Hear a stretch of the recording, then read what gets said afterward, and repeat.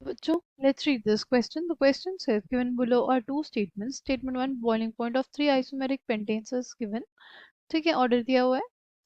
फिर हमें बताना है कि ये स्टेटमेंट करेक्ट है कि नहीं. फिर स्टेटमेंट 2 है, when branching increases, molecule attains shape of a sphere.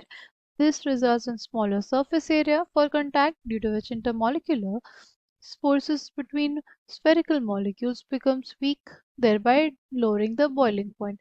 In the light of above statements, choose the most appropriate answer from the options given below. Right, हमें बताना है ये दोनों जो स्टेटमेंट्स दिए गए हैं वो सही हैं या गलत. ठीक.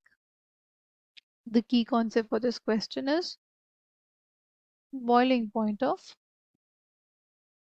alkanes. Boiling point of alkanes. ठीक है. अगर बात करते हैं बॉइलिंग पॉइंट ऑफ अल्केन्स की, तो हमारे पास सपोज एन पेंटेन दिया हुआ है. ये हमारा एन पेंटेन है. ठीक है. आइसोपेंटेन क्या हो जाएगा? ये हमारा आइसोपेंटेन हो जाएगा. ठीक. और नियोपेंटेन क्या हो जाएगा? नियोपेंटेन कुछ ये हो जाएगा. ठीक. देखो, इसमें क्या हो रहा है. इसमें हमारे पास क्या है, जैसे जैसे हम लोग नियोपेंटेन की तरफ जा रहे हैं, ठीक है, तो हमारे पास शेप कैसा होता जा रहा है, सरफेस एरिया डिक्रीज करता जा रहा है. राइट. हम जैसे जैसे मूव करते हैं from n pentane to isopentane to neopentane, क्या हो रहा है, शेप हमारे पास स्फेरिकल होता जा रहा है. ठीक है. यानी सरफेस एरिया हमारे पास कम हो रहा है.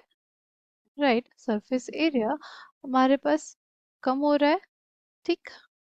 इंटरमॉलिक्यूलर फोर्स जो होगा, सरफेस कम होने की वजह से डिक्रीज करेगा.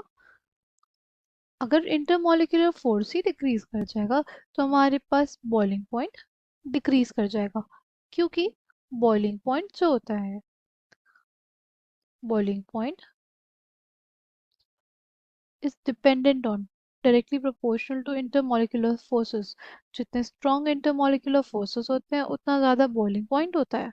अगर spherical हो रहा है शेप, राइट, मॉलिक्यूल जो हो रहा है हमारा स्फेरिकल हो रहा है, उससे क्या होगा, उसके वजह से जो इंटरमॉलिक्यूलर फोर्सेस है वो डिक्रीज करेंगी. इंटरमॉलिक्यूलर फोर्सेस अगर डिक्रीज करेंगी तो हमारे पास बॉइलिंग पॉइंट डिक्रीज करेगा. इसी वजह से हमारे पास सबसे ज़्यादा बॉइलिंग पॉइंट किसका हो जाएगा, सबसे ज़्यादा बॉइलिंग पॉइंट एन पेंटेन का होगा, फिर आइसोपेंटेन का होगा, और फिर जाके नियोपेंटेन के लिए होगा.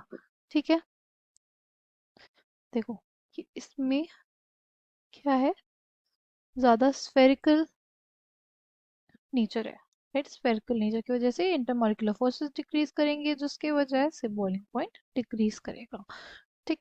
तो कौन सा स्टेटमेंट करेक्ट हो जाएगा, both statements are correct. Option B will be the correct answer for this question. I hope you understood it well. Thank you and all the best.